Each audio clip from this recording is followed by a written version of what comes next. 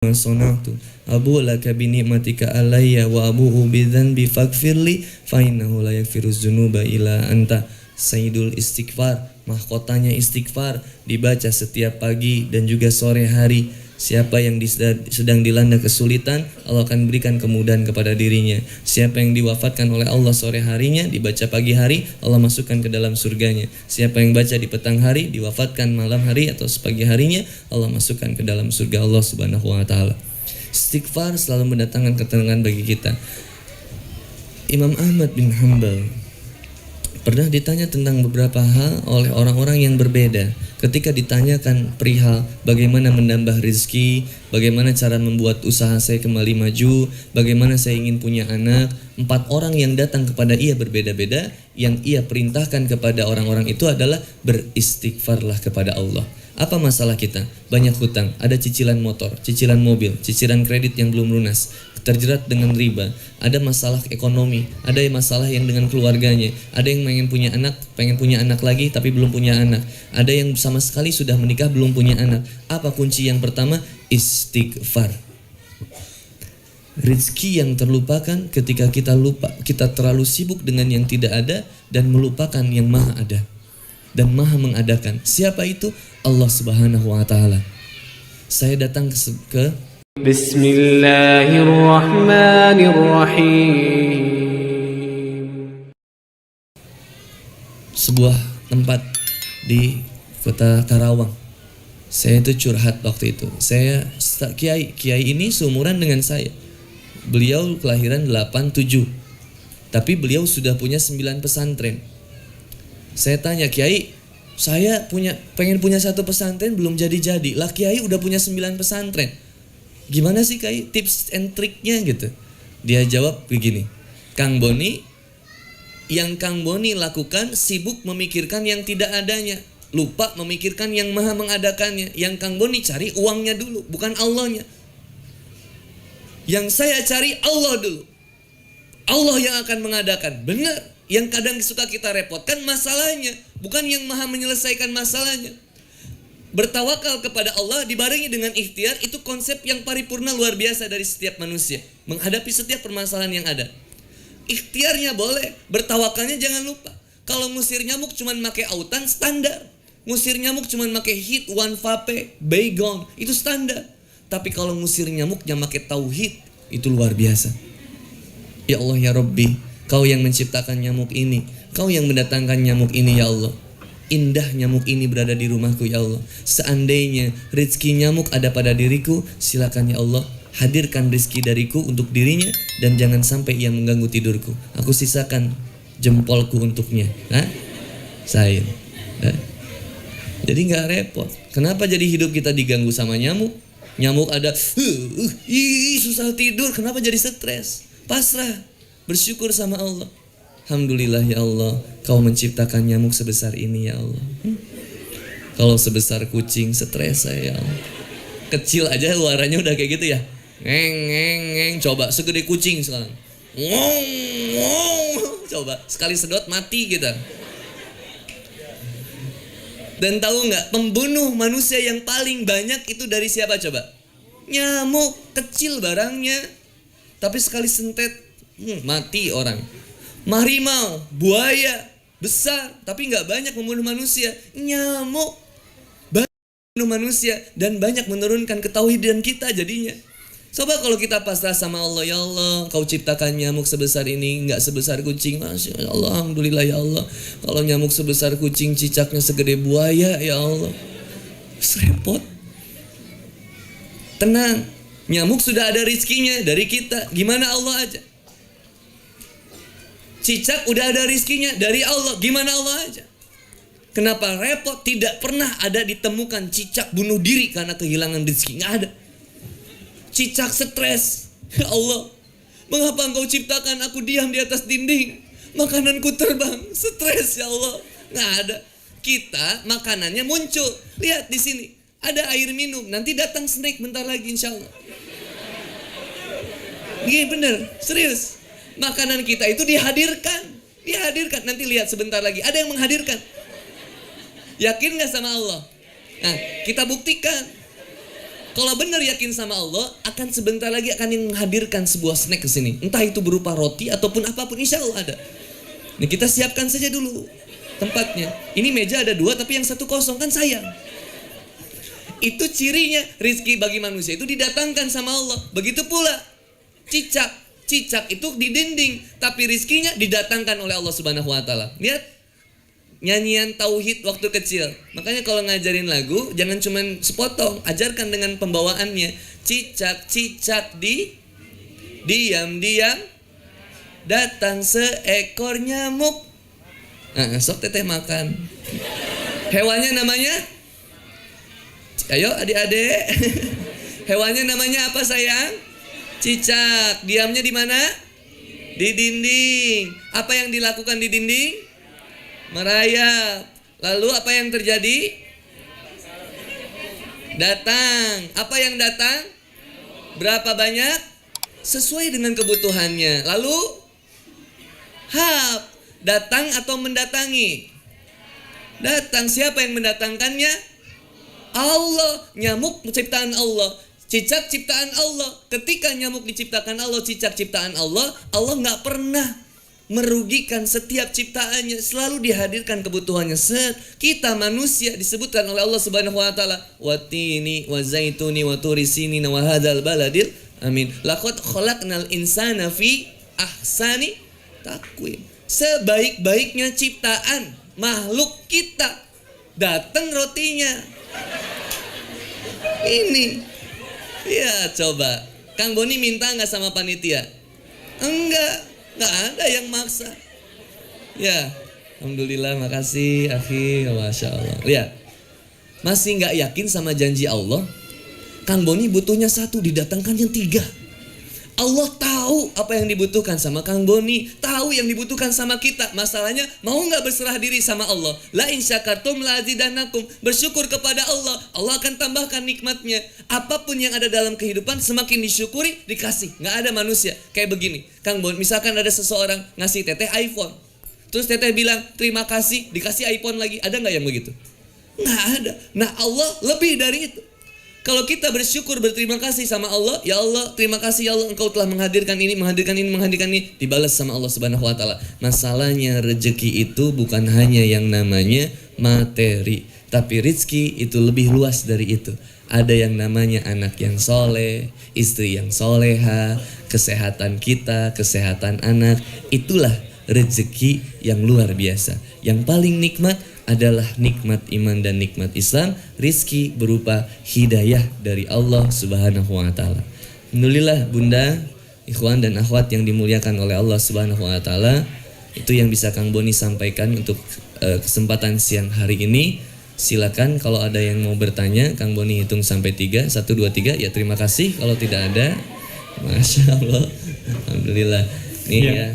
Silakan, ada yang bertanya? Pakai catatan ya? Atau ya kalau mau ditulis ya, silakan.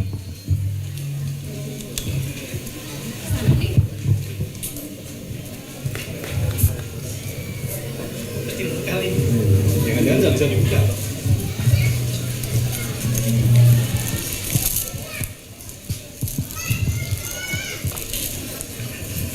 Apa Tat? Alamat Tat? Iya ya. Nomor telepon? Nggak ada di sini sayang. Boleh nggak kita menutupi atau bahkan berbohong terkait masa lalu kita yang banyak bermaksiat? Misal kita dulu pernah pacaran dan sekarang sudah hijrah. Dan ketika ada yang tanya pernah pacaran tidak, kita jawab tidak, karena khawatirnya jika bilang iya seperti membuka aib diri sendiri. Tutup, tatap, titip, tetap. Tutup aib dan kemaksiatan yang pernah kita lakukan. Tatap masa depan yang lebih indah yang bisa kita dapatkan. Titipkan doa kepada Allah untuk senantiasa melindungi kita dari setiap aib kemaksiatan yang muncul dari diri kita.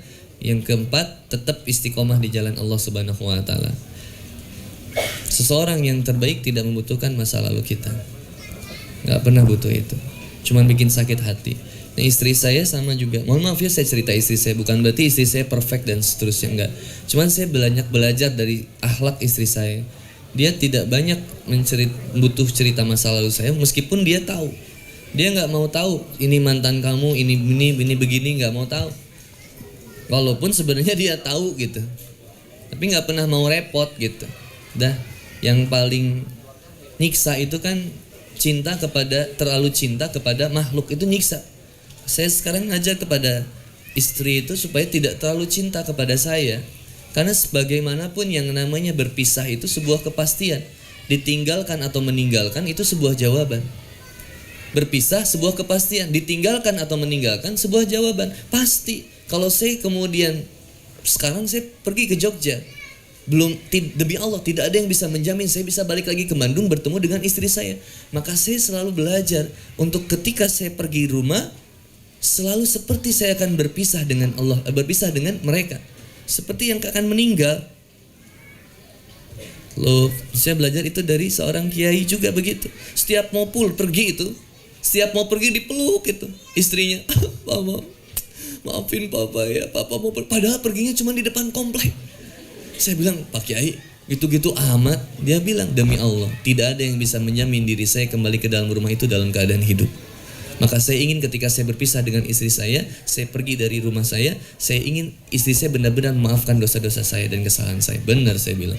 Saya praktekin sama istri saya kemarin. Mama, maafin papa. Kayaknya papa nggak akan kembali lagi. Dia bilang, papa sehat. Susah emang praktekinnya.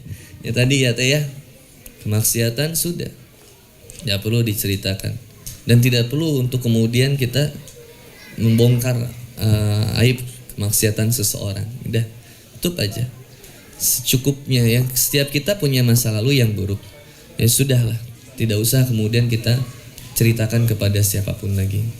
Kalau Kang Boni bercerita sama seperti misalkan kisah Umar bin Khattab radhiyallahu an. Umar bin Khattab menceritakan dahulunya pernah begini, yaitu supaya menjadi hikmah pelajaran. Kang Boni misalkan ngisi di SMA, kemarin ngisi di SMA 5 Yogyakarta ya, yang dekat keraton tuh, dekat apa, Masjid Mataram tuh SMA 5. Hah? Iya SMA 5 ya, SMA 5. Saya cerita di SMA 5, anak muda semua. Ini hati-hati begini, saya ceritakan, nggak nikmatnya, nggak pernah nikmat. Tawuran misalkan, kalau lagi tawuran tuh ngerasa paling hebat, wah, seolah-olah kita yang paling cinta sama sekolah itu kan, wah, korbanin. Yang nyiksanya, tersiksanya kita, menyesalnya kita. Saya ceritain, akhirnya masuk kantor polisi, kemudian didatengin gini-gini, wah, yang repotnya orang tua kita kan saya. Nah sebelum itu semua terjadi, teman-teman gak usah begitu. Nah ini namanya mengajarkan untuk kemudian hikmah supaya gak dilakukan sama teman-teman yang lain. Ya, Akhwat, ada yang mau disampaikan lagi atau Ikhwan? Mohon maaf. Ya, silakan yang mau bertanya. Tat, itu tadi pertanyaannya gini, Tat. Misalkan nih, ya, dulu pernah berpacaran. Iya. Kan kamu pernah berpacaran belum? Nah, kan jawabnya nggak enak, Tat, kita. Padahal memang dulu mungkin pernah berpacaran gitu ya. Terus bagaimana menjawabnya? Oh gitu. iya. Kalau ditanya pacaran atau enggak atau pernah begitu ya, satu sih sebenarnya kenapa harus dipertanyakan hal itu gitu. Satu, kenapa harus dipertanyakan kembali hal yang sudah lalu? Kalau dia butuh jawaban, saya pernah berpacaran, ya udah bilang saya pernah berpacaran, selesai. Dia mau berubah kayak gimana ya terserah dia. Tapi yang harus dipastikan, kenapa dia bertanya seperti itu kepada kita? Kan kalau mencari-cari celah, kalau misalkan mencari-cari celah, nggak akan beres, nggak akan beres. Demi Allah nggak akan beres. Seorang wanita cari pasangan yang benar-benar sempurna, susah. Stop mencari seseorang yang sempurna untuk dicintai. Tapi lah jadi seseorang yang terbaik untuk kemudian kau layak untuk dicintai. Itu kenapa Ikhwan harus cari akhwat, dicari dulu ini masih perawan atau enggak? Saya kira sesuatu yang tidak adil. Yang kita inginkan itu mencari yang terbaik. Setiap orang punya masa lalunya masing-masing. Orang yang baik berjodoh dengan yang baik lagi. Sesuatu yang baik bersatu dengan yang baik lagi. Yang buruk dengan yang buruk lagi. Nggak usah khawatir. Ketika kita dipertemukan dengan Allah, maka ayo jalani hubungan ini. Bismillah. Nah, ketika saya jangan saya terus jadi ceritanya ya. Saya kalau sama ya teman saya misalkan ya, sekarang teman saya yang saya ta'arufin, teman saya nikah dengan proses ta'aruf, hitbah, lalu menikah ya. Alhamdulillah. Nah, yang laki ini yang lakinya ke saya cariin kata saya. Terus yang istrinya dari jamaah istri. Lalu kita pertemukan di rumah kan. Kita pertemukan di rumah, ketika itu dibukakan, kalau di Sunda itu disebutnya hordeng. Kalau di sini sebutnya apa? Sama tak? Oh, sama hordeng. Sama, Nah, ketika hordeng itu dibuka, nah, muncullah dua wanita kan. Terus teman saya, Masya Allah, gimana kata gua kan? Bagus barang? Bagus lah, keren. So, gue bilang kan, ntar dulu, ini kerudung hijau atau kerudung hitam? Yang hitam kan? Yang hitam bini gua, yang hijau. Ya nggak apa-apa. Masya Allah, ketika bertemu nggak ada bahasan untuk masa lalu. Yang dibahas itu tentang apa tujuan kita menikah, apa tujuan kita bersama ke sana. Lah teteh kalau misalkan naik motor lihat spion terus nabrak. Ya lihat depan, spion itu hanya dilihat sesekali, dan spion yang dilihat pun spion diri kita, bukan spion orang lain. Ngapain lihat spion orang lain? Stres. Kita yang pakai motor sendiri yang dilihat spion orang lain. Repot. Ya spion kita aja sendiri, introspeksi supaya kita baik dan benar jalan ke depannya. Maka yang selalu saya lihat, oh niat satu nikah, ketika itu kemudian tujuan dalam menikah, tujuannya sama-sama ibadah. Maka kenapa dalam pernikahan Islam itu ketemuannya cuma sebentar tapi awet tahan lama. Ada yang nikah ada yang pacaran 7 tahun, begitu nikah cuma 3 bulan. Karena nikah hanya menyampilkan yang indah-indah. Sesuatu itu terasa indah ketika belum dimiliki. Pacaran itu menikah karena belum dimiliki. Maka yang ketika diperlihatkan semua yang indah-indah. Lah mau kentut aja ditahan-tahan. Udah asar lagi ya? Itu mungkin. Oh 3 menit lagi. Beda ya asarnya sama di Bandung ya? Sama? Sama. Kalau di Bandung kalau jam segini namanya asar, kalau di Bandung sama. Nah itu namanya latihan kesetresannya. Jadi itu mungkin ikhwan dan akhwat yang dimuliakan Allah. Sederhananya, kalau ada yang bertanya, ya jawab. Kalau dia jadi pergi dari diri kita, ya silakan. Cuman yang harus dipertanyakan, kenapa nanya itu ke saya? Emang kalau saya iya, kenapa? Kalau enggak, kenapa? Ya enggak. Tadinya kalau iya, misalkan saya juga pernah pacaran, ya bilang ya saya juga udah pernah pacaran. Terus ditanya lagi nanti, ini kan nggak akan beres-beres. Orang yang curiga itu teh, nggak akan beres-beres. Nanti udah dijawab, iya pernah pacaran. Terus ditanya lagi, udah sampai mana pacarannya? Udah ngapain aja pacarannya? Ya kalau udah begitu nggak usah. Udah aja bilang, ya pernah, ya udah selesai lagi.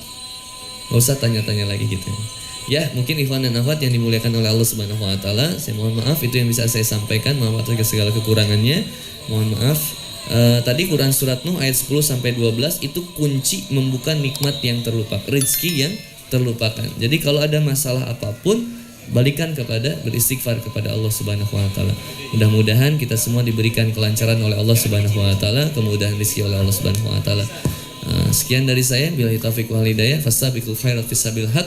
Berlomba-lombalah dalam kebaikan. Assalamualaikum warahmatullahi wabarakatuh. Waalaikumsalam warahmatullahi wabarakatuh.